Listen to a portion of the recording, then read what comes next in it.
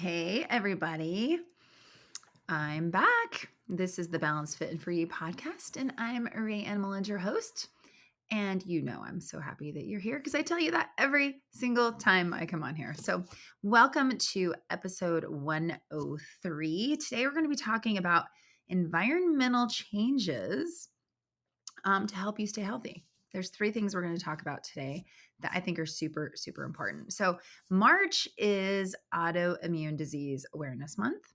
This is still March. So, I have been trying to provide some good information for you so that you can just be aware of all things that cause autoimmune or exacerbate autoimmune disorders. So, just a reminder though, that autoimmune disorders or diseases occur when your immune system that normally is trying to protect you actually turns on yourself and attacks your own cells, your tissues, and organs. And, one kind of autoimmune attacks, like your pancreas, that's diabetes. One attacks your thyroid, that's Hashimoto's. One attacks your joints, arthritis. So there's like different kinds of autoimmune disorders. And although the causes of autoimmune disorders aren't completely understood fully, we do know that environmental factors such as exposure to certain chemicals and pollutants, infections, and dietary factors have been suggested to contribute to the development of these disorders. So, things like exposure to air and water pollutants, such as fine matter, ozone, lead, and pesticides, has been linked to the development and, worsening of autoimmune disorders. So we are exposed to pollutants every single day. It's impossible to not get some exposure. The air that we breathe, the water we drink, the packaging of our food, and so on. In fact, I think we could completely drive ourselves bonkers if we really stop to think about all of the ways that we are being exposed. Okay. So instead of totally freaking yourself out, let's just start to focus on some of the easily replaceable things in your life. Let's try to start small. Okay. So here are the three things I want to talk about: cosmetics and skincare, food storage containers, and water. All right. And they're all super important. Okay. So let's talk first about cosmetics and skincare products. First of all, like, what do I mean by that? What I mean is your makeup, okay, your, foundation, your concealer, your eyeshadow, your, I can't think of stuff, eyeliner, mascara, blush, lipstick. I also mean things like your face cleanser, your moisturizer, your eye cream, your, you know, charcoal masks, your body lotion, your sunscreen, and so on, your deodorant. Okay. Anything that you use daily as a cosmetic or some kind of skincare or even what's the word? Um cleanliness, hygiene products. Hygiene is the word I was searching for in my brain. So anyway, these are actually very toxic, okay? They can cause skin irritation and allergic reactions. So, cosmetics and skincare products may have ingredients that can cause just skin irritation and allergic reactions, which doesn't seem like that big of a deal, right? But continuous use of a product that creates rashes, hives, itching, swelling can actually lead to other problems. In fact, using products with these harmful chemicals in them can cause endocrine system disruption. Okay. The endocrine system is made up of glands. And anyway, these glands make up the hormones, right? These hormones are the body's messengers. These messengers or hormones carry information and instructions from one set of cells to another. So it's like our, mailing system. It's like sending out all these messages so people know what they're doing, or people or the cells know what they're supposed to be doing.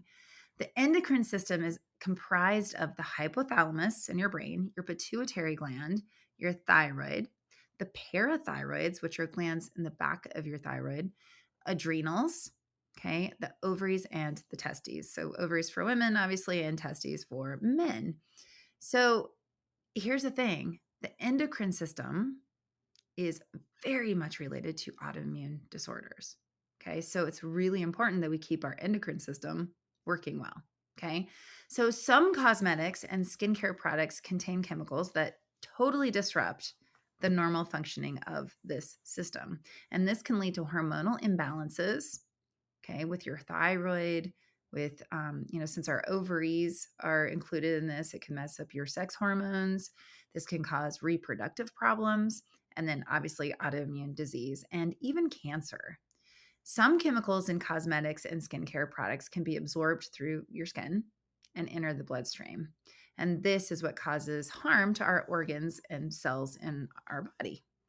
So it's important to note that not all cosmetics and skincare products are harmful. Okay. I'm not telling you to go like get rid of all your makeup and all the stuff that you use every day. It's definitely, that's not true. Many are safe. However, it's always a good idea to read the ingredient list and do some research to ensure that the products you use are safe and free from harmful chemicals. Unfortunately, the US is not as strict about what ingredients are allowed in our cosmetics. Okay. And I am not 100% clear on the exact number, but I have heard that there's up to 2,800 harmful chemicals that can be in the cosmetics. Okay. And the US allows many of them. There are other countries, though, that don't allow them.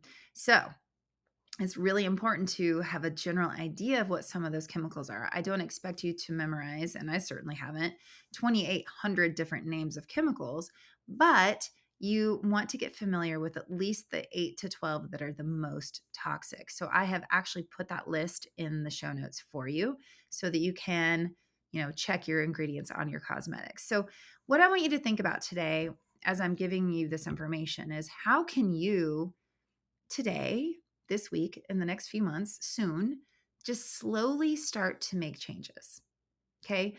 If we always jump and make giant changes to every little bit of information that we get, we would constantly, be in this flurry of change and we'd be frustrated. And, I don't know about you, but like I use some pretty expensive moisturizer.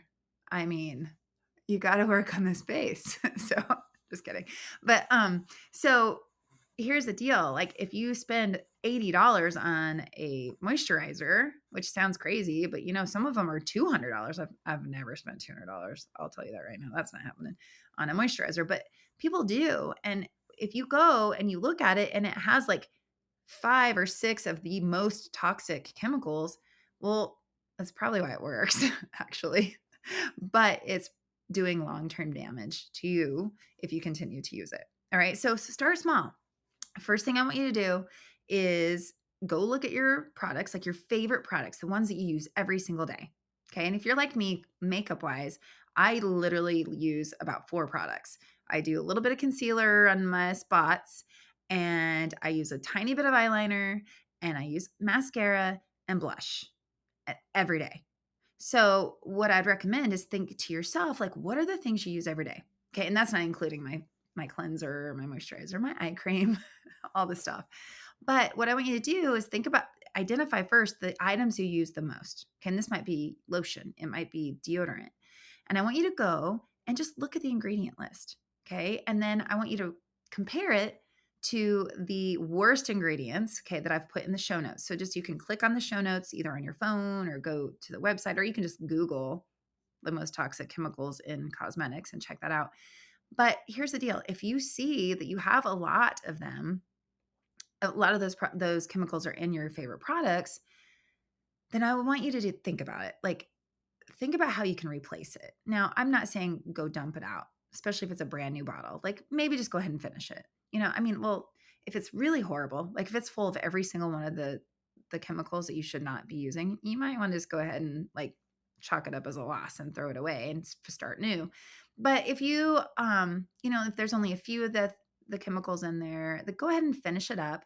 But when it's time to get new, instead of buying the same thing, replace it with a clean product. Okay. And you can do this like one at a time with your products. But like I said, find the items that are the most toxic and really do your best to get rid of those and replace them soon. So I love Beauty Counter. Beauty Counter is all things skincare and makeup.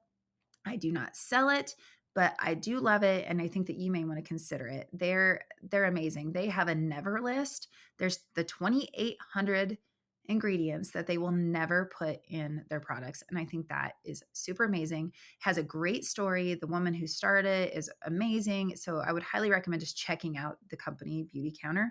Whether you buy their items or not, it's a really inspirational story of a successful woman who is on a mission, and I think it's really amazing. And actually, my friend Ashley Fox, that I interviewed last year on the podcast, she is a representative for that company. And anyway, so I do know her, and I know other people that are as well. So if you would like to get in touch with somebody to help you, just send me a message and I'll connect you. But it's not me. So, um, and here's the thing, if you, like I was saying, maybe you really love an item. Maybe you just really, really love it. Okay. Go ahead and keep using it. But if you're having health issues that are like chronic, you're having inflammation or you're having something happening all the time and you've changed, let's say you've changed your food, you've added, gotten your thyroid checked, you've done all these things, but you haven't looked at your cosmetics and skincare, that's something I would look at because it literally can do that. Okay. It can absorb into your skin and cause a lot of problems. All right, the next thing is water. Okay, water, we all need water to live. We should be drinking half our body weight in ounces a day to stay like at our best hydration. It's a lot of water. It's a lot of water every single day. Okay. But unfiltered water can harm our health in so many ways due to the presence of harmful contaminants such as bacteria, viruses, parasites, chemicals, and heavy metals. So these contaminants can cause all kinds of havoc in your body. Um, Things like gastrointestinal illnesses, okay, because of the bacteria and viruses and parasites that can be found. So, I mean, if you like having diarrhea and cramps and vomiting, I mean, keep drinking unfiltered water, you know. But really, if you have some of those things happening more often than you should, check out your water. Okay, really important.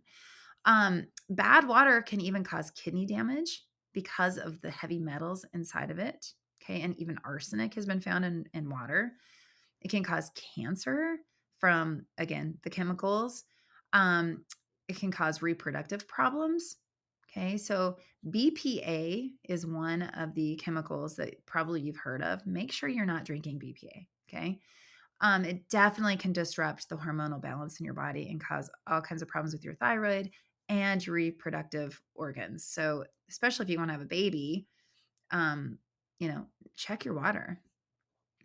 Also, it can cause neurological problems and developmental problems in children. Okay. It's so important to note that while some of these contaminants may not cause immediate health effects, okay, maybe you're not getting diarrhea after you drink your water, but long term exposure to this unfiltered, dirty water, I'm going to call it, can lead to these really serious health problems. Therefore, it's really important to filter your water to remove these contaminants and ensure that you're drinking water that is safe and healthy for you. Okay. We spend a lot of time searching for answers for our illnesses and our ailments. But what if you're spending all this time taking medicine, eating better, exercising, and doing all the things? But if you're drinking a bunch of contaminated water every single day, you might be, negating all the other good benefits or the good things that you're trying to do for yourself. So be sure your water is clean. So how can you start small here? Well, you can buy a filter, like one of those filter pitchers for your refrigerator that you can just fill up and keep in the fridge for cold water. So it filters your water. Just make sure that you actually change those filters so that it stays clean. It's not very expensive. I think you can buy like a Brita or one of those filters for about $25. Okay, so that's a really easy way to get some clean water. You can also be sure just to have like filtered water in your refrigerator. So I know a lot of people have refrigerators with like the door with the water, where you hold your cup under it and push the little button. That's great. But at our house, I don't like that. I think it tastes weird. So I don't use that water. Um, but my son only drinks that water. So anyway, you have to be sure to change that filter as well. Okay. So if you're going to drink filtered water, make sure you have a clean filter. Okay. Don't be like, oh man, it's going to cost $50 and it's annoying. And then go for a year without changing that filter, because then you're just right back into like harming your health. And it's worth the time and the money to have filtered water. Okay. So you also may want to get your water tested. A lot of people who live in the city limits, they do add a lot of chemicals to keep your water clean. And I mean, again, I don't know enough about, you know, I don't know where everyone lives that listens to this. And I don't really know enough about my own city water to really have a say in this. But I would still recommend that you drink filtered water. Okay. So you can also add, by the way, a filter onto your tap. If you just want to drink tap water, you can go ahead and get something added to your sink. And then that way you have filtered water. So speaking of water, many people buy plastic bottles or get those big cases of, bottles of water, like from Costco or whatever. And occasionally we do this. For a while, I did it because it was the only way to get my son to drink more water. He only liked bottled water, and that's fine. But here's what I see a lot of people doing: they will buy these, plastic bottles of water and then reuse the same bottle over and over and over. And in fact, I did that for years. And I can't prove it, but I wonder if that actually had something to do, with my Hashimoto's. I would I hate to admit it, but I would get like a 32-ounce water bottle and use it for like a week. I would just refill it over and over because I thought I was being smart, like, saving the bottle. No, it wasn't smart. It was really stupid. Okay. So if you're doing that, I don't mean to call you stupid at all. That's not my point. But I want to say to you, stop doing that, because those plastic containers can release harmful chemicals into your water. Okay. So not just water bottles, but, um, plastic food containers, anything that's a plastic container can be a problem. And here's why: because they can leach um, food, they can leach these chemicals into your food or drink, especially when these containers are exposed to high temperatures or acidic or fatty foods. So in my mind, I'm thinking, like food containers, like when if you're a meal prepper, like I am, I make soups and all kinds of stuff ahead of time. And then I store them for the week until, so I can eat the food throughout the week. If you're using plastic containers, you've got to make sure that they are safe plastic containers. But it's a much better idea to use something like glass. Okay. So these plastic containers can leach chemicals into the food that you're eating. They can also break down into tiny particles known as microplastics. Okay. Microplastics then can contaminate your food and drinks and potentially cause a ton of problems to your health. Okay. These microplastics have been found in seafood, bottled water, and even tap water, and may contain toxic additives and pollutants as well.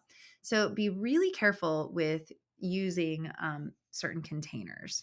And just like I said earlier, you don't want to keep using like a crappy plastic container over and over and over. Okay. So it's recommended just to completely avoid plastic containers at all, especially for hot or acidic foods and drinks. Okay. So it's better to use like a food grade stainless steel or glass containers, like I said earlier. So the other thing you can do is you can choose products that are labeled as BPA free and avoid plastics with recycling codes 3, 6, and 7. Okay. On the bottom of all containers, they have like the little recycling code. So avoid 3, 6, and 7. Okay. Just a little tip there. Hopefully you can remember that. I should put that in the show notes as well. I'll do that. All right. So start small. Get a good reusable water bottle. Okay. It's something like a hydro flask. All right. Look for sales on glass storage containers. Okay. Like Amazon, go to Amazon. You can find like a 10-piece like glass storage container set for like $40. That is worth it. Okay. Just slowly, like you don't have to replace everything, but just slowly start to replace your food storage containers. And I remember, growing up, and actually not even growing up, I mean, in the last probably 15 years or so, I remember like my mom and my grandmother and my in-laws, they would use like margarine containers. They would be done with like a country crock container of margarine, and they'd be like, "Oh, awesome. We have a new food container for, our leftovers." And they would like put their food in there and take it to work and reheat it. Terrible idea, right? My mom would do this all the time. She'd wash out these containers and then use it for her leftovers. And it seemed like a good idea until we found out that cheap plastic is very harmful to our health, especially if you put it in the microwave. Okay. Please don't do this. Get rid of plastic storage containers and use glass or steel instead. Okay. You can find certain containers that are plastic that are still healthy and better, but do your research and make sure you're using something that won't leach into your food. I feel very strongly about this. When I first found out that I had Hashimoto's, that was one of the things the doctor said. She's like, make sure you get rid of all your plastic containers. And at first I was annoyed by that. I'm like, oh yeah. So you're telling me I can't have gluten, eggs, dairy. Now you're telling me to go throw away all my dishes, and you're telling me not to use my cosmetics, and it's annoying, right? You're like, seriously, I can't do anything right. That's how it feels at first, but it's worth it if you want to feel better. If you don't feel good, get rid of the plastic stuff, get rid of the chemicals. Okay. It's important, and it really can impact your life in a much better way to get rid of those things. Okay. So, in summary, take a little time to see where you can make these small but mighty changes. Check your skincare and cosmetics. When you run out of mascara, for example, look for a better option next time, and so on. Check your water. And if you're not filtering your water, start. And finally, get rid of those plastic containers that are not good for you. I hope that you found this helpful. Like I said, I've linked in the show notes some of the ingredients to look for in your cosmetics. Okay. I do not sell Beauty Counter, but I would highly recommend checking it out. And like I said earlier too, I have a few people who do work with Beauty Counter. So if you need a contact, please let me know. You can just send me a message and I will connect you with them. So you guys, thanks again for being here. Remember to connect with me on Facebook or Instagram. My Facebook is just Ray Ann Mullins, and my Instagram page is at RamFitLife. And I will catch you guys next week. Take care.